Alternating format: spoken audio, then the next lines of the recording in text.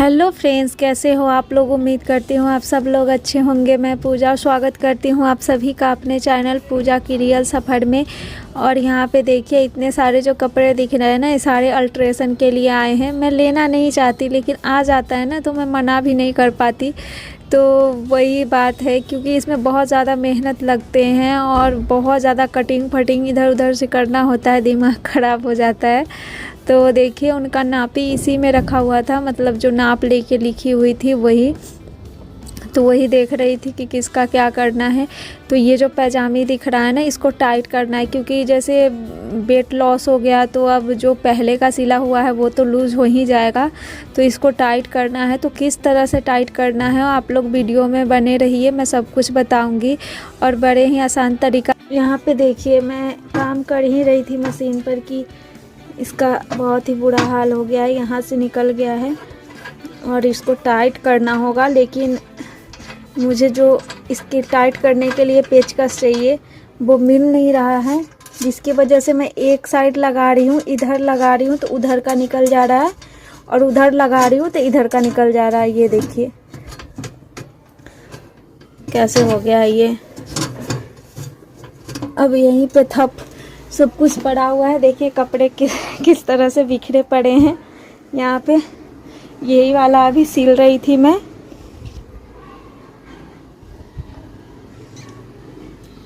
देखिए यही वाला सिल रही थी, पूरा सिला हुआ हो गया था, बस इसके कॉर्नर पे मुझे चलाने थे क्योंकि पूरा ये खोल के मुझे बनाना था। तो अब देखिए पेचकस कब मिलेगा, मैं ढूंढ रही हूँ अगर मिल जाए तो मैं अभी इसको कंप्लीट करूँगी, पहले काम कर लेती हूँ। तो देखिए मैं किचन में आ गई और यहाँ पे आज मैं बथुआ का रायता बना रही हूँ, जिसके लिए हरी मिर्च ली हूँ, लहसुन ली हूँ और क्या बोलते हैं अदरक का आधा इंच से भी कम टुकड़ा ली हूँ। तो सिलबट्टे पे पीसना है, तो सिलबट्टे को अच्छे से धुल लूँगी मैं। तो यहाँ पे सिलबट्टा धुल गया है, उसके ऊपर देखिए यहाँ पे मैं सब कुछ रख के पहले अदरक लहसुन और मिर्ची इन तीनों को मैं अच्छे से यहाँ पे पीस लूँगी। तो देखिए यहाँ पे ये पीस गया है। उसके बाद यहाँ पे हम जो बथुआ पहले ही इसमें नमक डाल के मैं भाप लगा ली हूँ, इसको अच्छे से यहीं पे महीन पीस देना है, क्योंकि पत्थर पर जो पीसता है ना उसका टेस्ट थोड़ा अलग आता है। अच्छा बहुत बढ़िया स्वाद आता है। चटनी भी खाइए या कोई भी सब्जी भी मसाले अगर इस पे सिलबट्टे पे पीस के रखते हैं तो बहुत ही स्वादिष्ट होता है। तो यहाँ पे देखिए उधर मेरा आलू और पालक की सब्ज़ी बन रही है, जिसके लिए मसाला फ्राई हो रहा है। तो यहाँ पे पीस गया है। पीसने के बाद अच्छे से सिलबट्टे को धुल के यहाँ पे उठा ली हूँ मैं, जो भी इसमें बथुआ लगा हुआ था सिलबट्टे में। फिर इसको इसी टाइम में धो के रख दूँगी, नहीं तो सूख जाता है ना, अगर थोड़ी देर छोड़ दीजिए तो फिर बहुत ही टाइम लग जाता है इसको धोने में।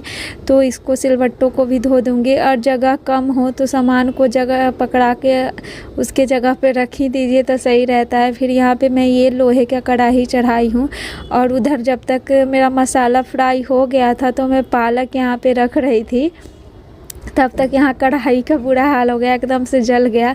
फिर उसमें तेल डाल के और यहाँ पे जीरा डाल दी हूँ और जीरा थोड़ा सा भुन गया। उसके बाद जो भी हमने बथुआ लहसुन अदरक और मिर्ची पीसी थी वो वाला यहाँ पे डाल दी। इसको ना मीडियम फ्लेम पर हमें भूनना है, लगभग 5 से 7 मिनट इसको भून देंगे ताकि जो कच्चापन है मसाले का वो निकल जाए। और ये देखिए यहाँ पे भुन गया है। अब इसको ठंडा होने के लिए यहाँ पे छोड़ देंगे और जब ठंडा हो जाए तो पहले ही मैं यहाँ दही को फेंट ली थी अच्छे से।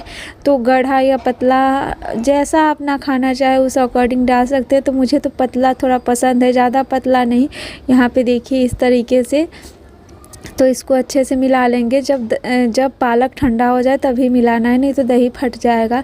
फिर यहाँ पे तड़का बना रही हूँ, तो तेल डाल के और यहाँ पे थोड़ा सा राई के दाने डाली हूँ, वो चटक जाए तो कड़ी पत्ता को यहाँ पे मैं डाल दूँगी। बहुत ही टेस्टी बनता है ये रायता, एक बार ज़रूर आप लोग ट्राई कीजिएगा। तो देखिए यहाँ पे इस कटोरी में रख दी हूँ मैं उसको और यहीं पे अच्छे से जब कड़ी पत्ता थोड़ा सा पक जाए तो छौंका लगा लेंगे। उसके बाद मेरा ये भुना हुआ जीरा का पाउडर ख़त्म हो रहा था, तो इसको यहाँ पे देखिए तवे पे मैं भून ली हूँ और जीरा मेरा डब्बे में से भी ख़त्म हो रहा था। तो अभी मैं थोड़ी जल्दी में थी, क्योंकि खाना बनाने बैठिए ना जब लोगों को भूख लगी हो तब तो बहुत ही ज़्यादा परेशानी हो जाता है। तो वही वाला बात था यहाँ पे।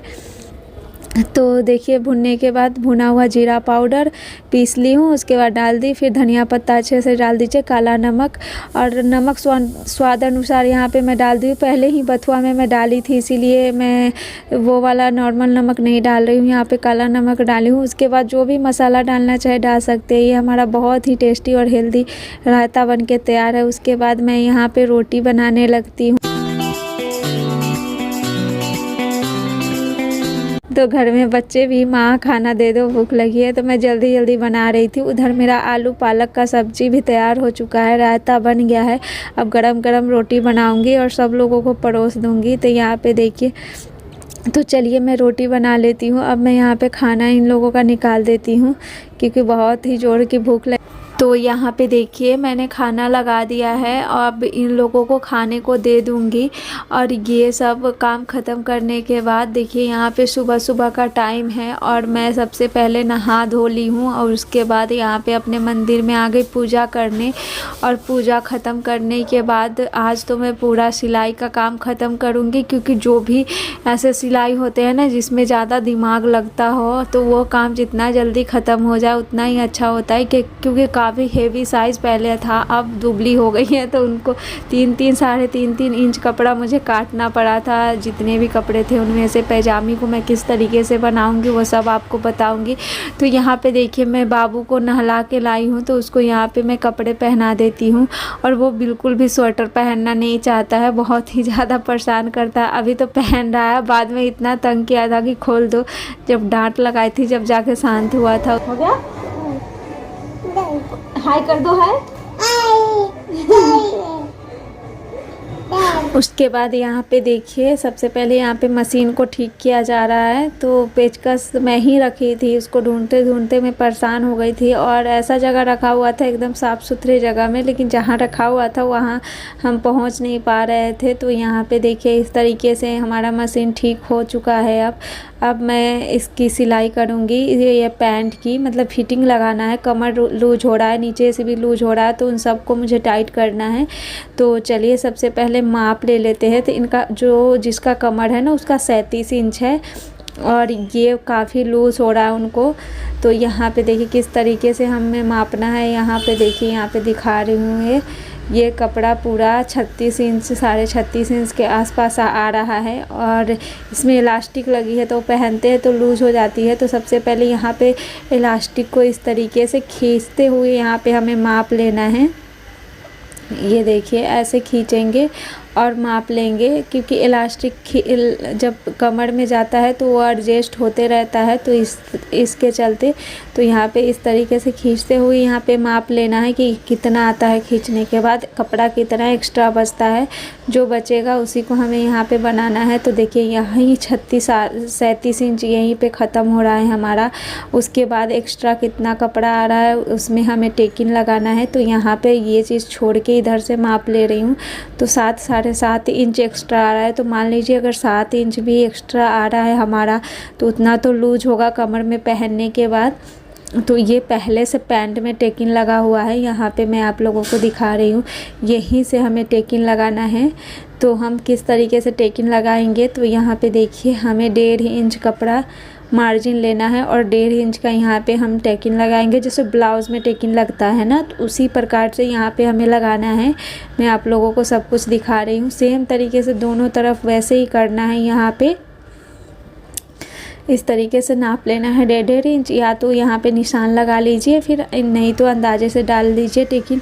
तो मैं तो यहाँ बिना निशान लगाए ही लगा रही हूँ। अगर ये सबसे आसान तरीका है पैंट को मतलब लूज हो जाए तो टाइट करने का। बहुत लोगों का इतना लूज नहीं होगा, इससे कम ही होगा, तो थोड़ा थोड़ा टक्स मार देंगे यहाँ पे तो सही हो जाएगा। इस तरीके से मैं दोनों तरफ लगा ली हूँ। अब इसका कमर में दिखाती हूँ। ये देखिए बिल्कुल हो गया जितना हमें कमर चाहिए उतना। और इस तरीके से इसके ऊपर सिलाई भी लगा सकते हैं, ताकि ये जो उभड़ा हुआ वो खड़ा खड़ा लग रहा है ना वो ना दिखे।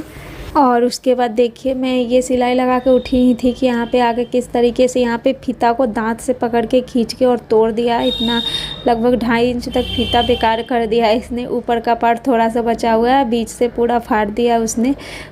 तो यहाँ पे देख लीजिए, मैं अब आपको नाप के यहाँ पे दिखाती हूँ कि जितना था हमारा उतना कैसे आ गया। फिर से रबड़ को खींचते हुए यहाँ पे मापना है और इस तरीके से हम मापेंगे तो देखिए हमारा पूरा कंप्लीट यहाँ पे आ रहा है। ये देख लीजिए, अब जिनका कमर है वो बिल्कुल टाइट आ जाएगा। यहाँ पे पहले भी मैं हुक छोड़ के नापी थी, अभी मैं हुक छोड़ के नाप रही हूँ। यहाँ पे इसके नीचे भी फिटिंग लगाना है तो लगभग 1 इंच कपड़ा लेके फिटिंग लगा दूँगी और जो भी एक्स्ट्रा मार्जिन है उसको काट के मैं हटा दी हूँ।